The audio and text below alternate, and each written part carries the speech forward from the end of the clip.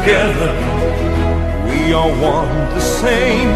Together, winning is our only aim. Stand up for the champions. Stand up for the champions. Stand up, we will overcome. Stand up, we'll be the number one. Together, not forevermore. Together, it's like never before. Together, what we're fighting for. Together, all the nations lost.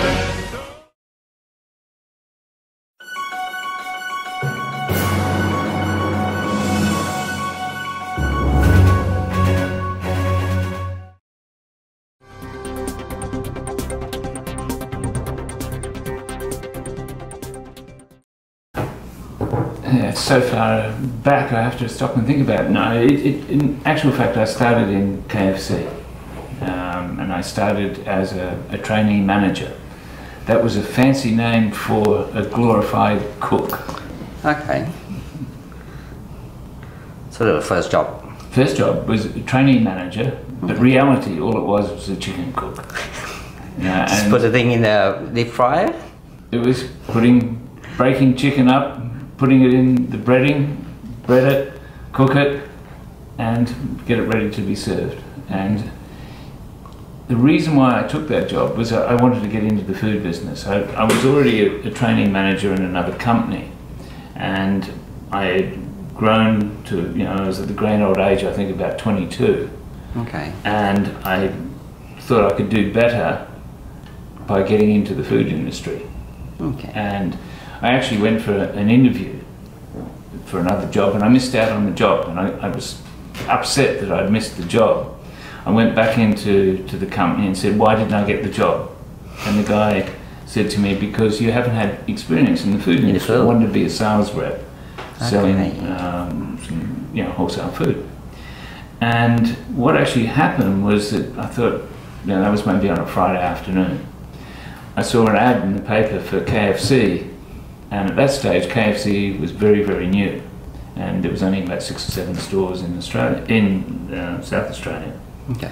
And what I did was Saturday and Sunday, I went and visited all these KFC stores. I'd never eaten the product before. And I thought, wow, trainee manager, it's an exciting industry, it was new. I thought I'd like to get in here.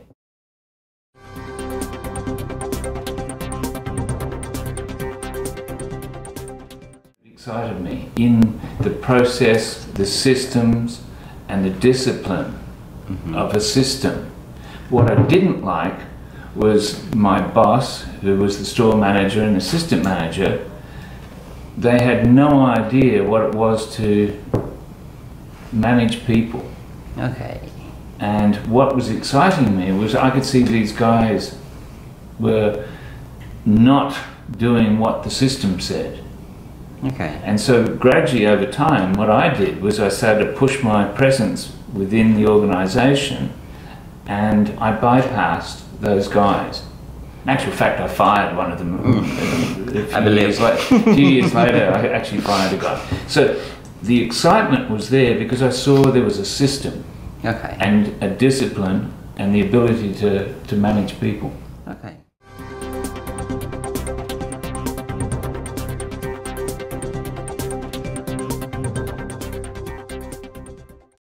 Realise I never ever managed an outlet. Never managed a food outlet. Alright. Never. Okay. Never got to be a manager. Okay.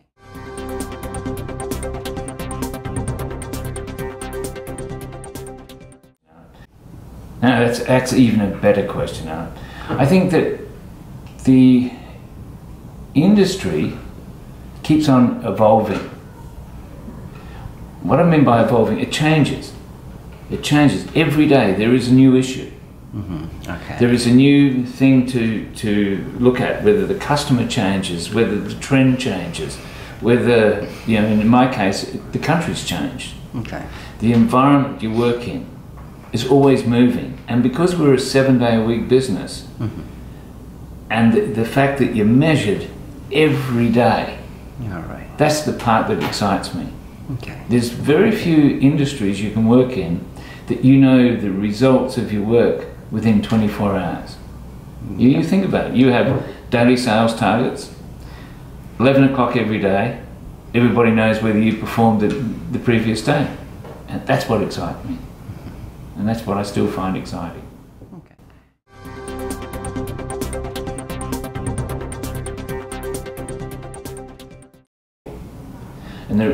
How that happened was I started to understand there's a system, know the system, know the principles of what's required, but more importantly, know how you get other people to perform. Yep. And that's where I would say that, you know, your question about the ability to know something about business was that gave me the opportunity to be able to move up and work with people that could give me the knowledge. Yep. You know, and I think that's my advice to anybody trying to do this industry. You have to get your hands dirty. You have to understand the industry. Yep. You have to understand the system. And once you understand that, you get people working with you. You then take the knowledge from them and use it to the advantage to get what you want.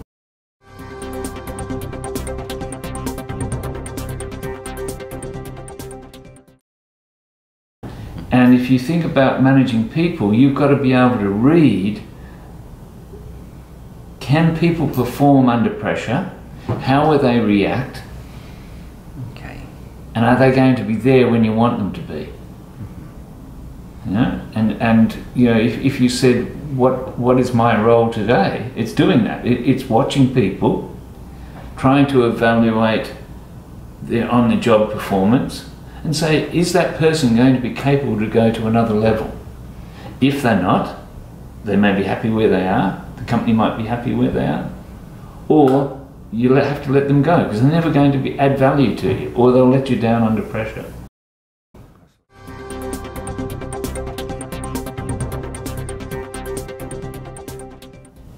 There's been lots of mistakes. Really?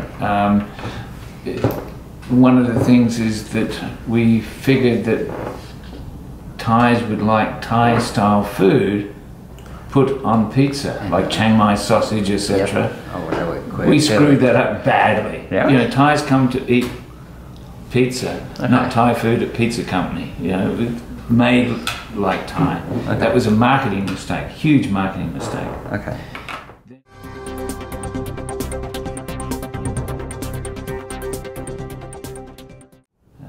I always remember this one. We had a managers meeting, and at that stage I was reading a lot about Japanese style of management, and there was a lot of things that weren't going right. And what I did is we hired a theatre, and underneath each seat Yeah. I put a brown paper bag Yeah. with eyes cut out. Yeah. And we stuck it under the seat. And then we handed out the performance results for that month. Okay. And then we said, you know, I said, you know, I want every manager that didn't meet budget for the month to reach under this seat and take the package you find underneath the seat. So they reached down, and there's about 70 of them, half the room. They had to put a bag over their head. And I said to the, you know, there's all these guys sitting there, and there's others, and I said, the reason why you got that bag on your head is we don't want to look at you. God. We don't want to see your face. That was a huge mistake. Huge mistake. When it happened, I realized that I'd made an incredible misjudgment. I'd read something in a book, Yeah. not taking into account cultural differences or effect on people. Right. I made that happen. That always sticks in my mind as the biggest human management area I made a mistake in.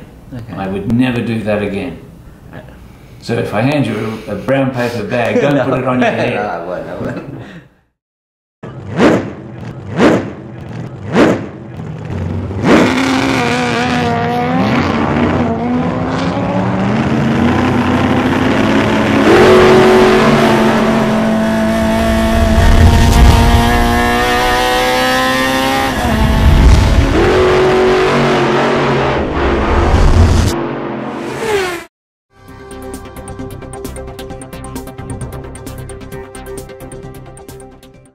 There's something about motorsport that challenges you. People think it's an individual sport. Yeah. It's not. It's a team sport. But it's also a team sport that you are, as the driver, in the main role. Okay.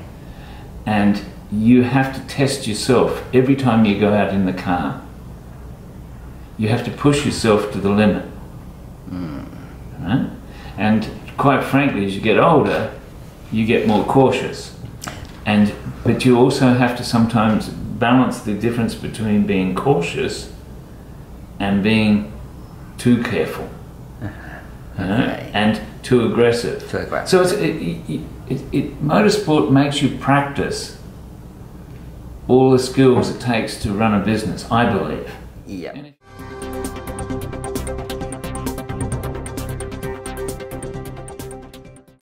My interest in motorsport. Yeah. But also when you look at the company as a whole, it goes back to the core values. Yeah. You know, one of our core values is result oriented. Yeah. And you couldn't get result oriented unless you had a drive to be successful. And it all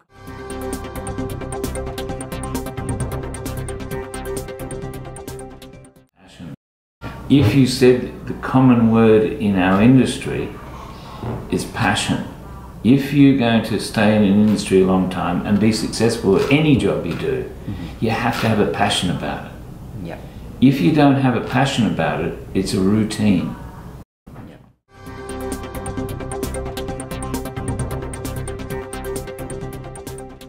Okay. If you take the question you just asked me, if you have people within the organisation that can't get the job done, because that's really what you're talking about. Yeah. Why have them? You have to say, these people shouldn't be working here. You can train them, you can send them to courses, you can talk to them, you can spend hours trying to get them to understand what you want from them. The reality is they'll never find out. Okay. So why waste your time? Why have them in the organisation?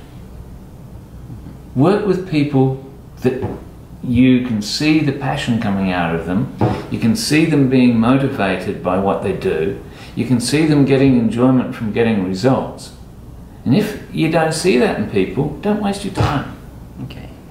You know, if you said to me,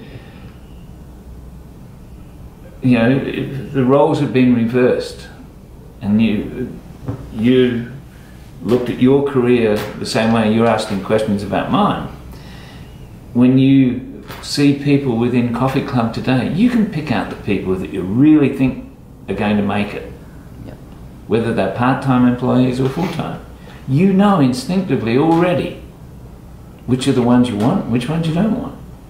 But the challenge is to say that person is not going to work out and eliminate them. Yep. You know, do it the right way, but eventually you'll find that when you have that feeling that that person's not the right one, it'll always come up to you eventually and they'll let you down. Yep.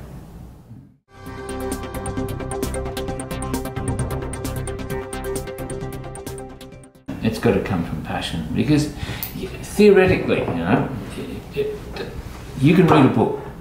Yeah. Okay. You know how to, you read the book or you read the operations manual. Yep. Everything's there. Yep. But if you don't execute it, in other words, act, in a way that you deliver what's in the standards of operation in the correct way, Yep. it'll show. You can get two people to perform the same task. One will do it with passion and excitement. You making a cappuccino. Yep. You can get a barista to make a cappuccino and they do it with flair and excitement. They carry the procedures out, but they enjoy what they're doing. You get somebody else doing it because the procedures said so. They don't do any more, they don't do any less, and you know what? Which one would you rather get the cup of coffee from? Yeah. No, it's simple as that.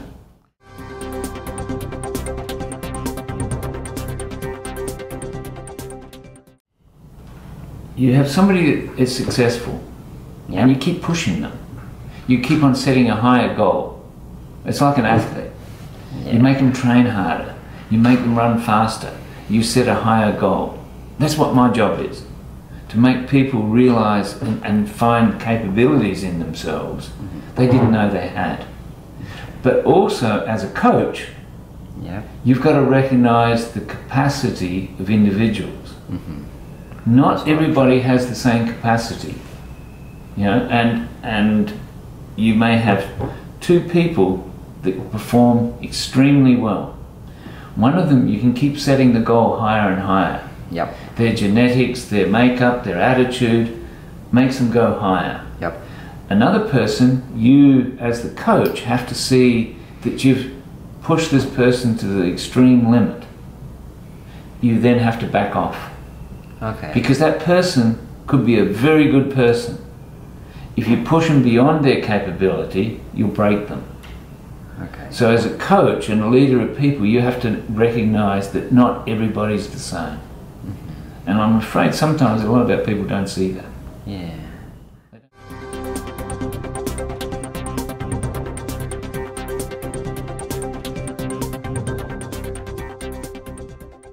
I think that the real meaning of that, we all have the opportunity to do something. I think that too many people wait to be told to move. You mentioned to act. Yeah. Pretty well all our management have the opportunity to act on their own and do something for the company and do something for themselves. But they don't. They sit and wait to be told. If we can change that as a general rule within the organisation, we change